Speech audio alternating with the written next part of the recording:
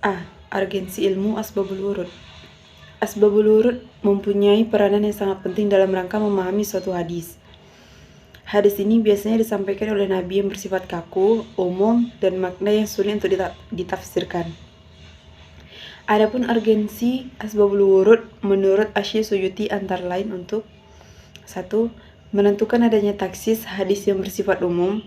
2. Membuat pengertian hadis yang masih mutlak.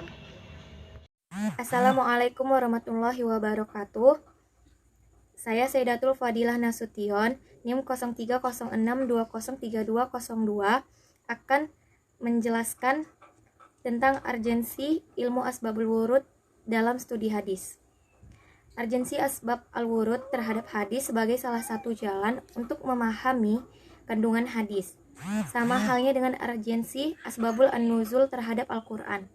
Maka dengan memahami asbab al-wurud ini, dapat dengan mudah memahami apa yang dimaksud atau yang didukung oleh suatu hadis.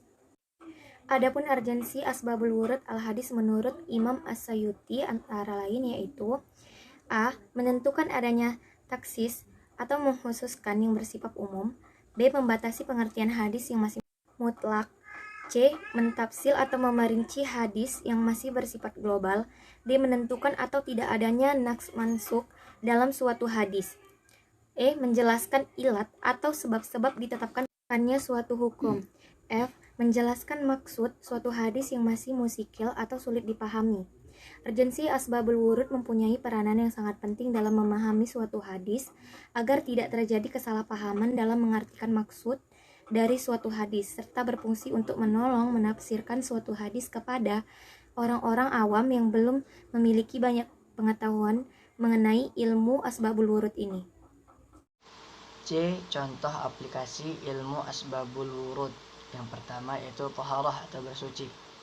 Adapun satu hadis yang diriwayatkan oleh Imam Ahmad, Ibnu Huzaimah, dan Ibnu Hibban yang berarti dari Ibnu Abbas, ia berkata, Rasulullah SAW telah bersabda, air itu tidak akan menjadi najis dengan sebab apapun. Asbabul wurud diriwayatkan oleh Ahmad, Abu Daud, At-Tirmizi, dan An-Nasa'i. Dari Abu Sa'id Al-Khudri, ia berkata, pada waktu saya melewati Rasulullah SAW, saat itu beliau sedang berwudu yang menggunakan air sumur buda'ah. Padahal sumur itu kadang biasa untuk membuang kotoran atau sampah.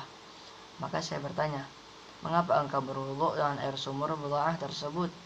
Sementara sumur itu sering dijadikan tempat membuang barang-barang yang kotor, bahkan berbau bacin. Maka Rasulullah SAW bersabda yang berarti, air itu tidak akan menjadi najis oleh sebab apapun. Yang kedua, salat. Adapun hadis yang diriwayatkan oleh Abu Daud, Ibnu Majah, dan Al-Hakim, yang artinya diriwayatkan oleh Al-Bara bahwa Nabi SAW pernah bersabda, sesungguhnya Allah dan para malaikat bersolawat, artinya Allah mencurahkan rahmatnya dan malaikat memohon istighfar untuk orang-orang yang sholat di shaf atau barisan pertama. Diriwayatkan oleh Ibnu Abu Syaibah dari Mujahid, beliau berkata, Rasulullah SAW suatu ketika pernah melihat suatu barisan sholat yang di depan tidak rapi atau tidak lurus. Maka kemudian Rasulullah bersabda yang artinya, sesungguhnya Allah dan para malaikat bersolawat untuk orang-orang yang berada di shaf pertama. Mendengar sabda Nabi tersebut, orang-orang lalu berdesak-desakan untuk meraih shaf pertama. Contoh aplikasi ilmu asbabul wurud yang kedua adalah salat. Rasulullah SAW menjelaskan bahwa ketiga, puasa. Adapun hadis yang diriwayatkan oleh Ahmad dan At-Tabrani yang artinya diriwayatkan oleh Ka'ab bin Ashim Al-Ash'ari, beliau berkata, Rasulullah SAW pernah bersabda, bukanlah hal yang baik orang yang berpuasa dalam bepergian. Asbabul wurud diriwayatkan oleh Imam Ahmad, Al-Bukhari, dan Muslim. Dari Jabir bin Abdullah beliau berkata, Rasulullah SAW suatu ketika pernah berada dalam perjalanan. Ketika itu beliau melihat seseorang sedang dikerumuni orang banyak dan diberikan naungan untuknya. Mereka berkata, orang ini sedang puasa ya Rasul. Maka Rasulullah SAW bersabda, tidak termasuk hal yang baik kamu sekalian berpuasa pada waktu bepergian. Adapun contoh ketiga dari aplikasi ilmu asbabul wurud adalah puasa. Hadis ini menjelaskan bahwa Rasulullah menganjurkan kepada orang-orang yang sedang musafir atau bepergian untuk tidak berpuasa ketika mereka melakukan perjalanan jauh, dan orang-orang berpuasa ketika mereka sedang melakukan musafir atau bepergian merupakan suatu hal yang tidak baik karena dapat mengganggu kesehatan jasmani maupun rohani pada dirinya.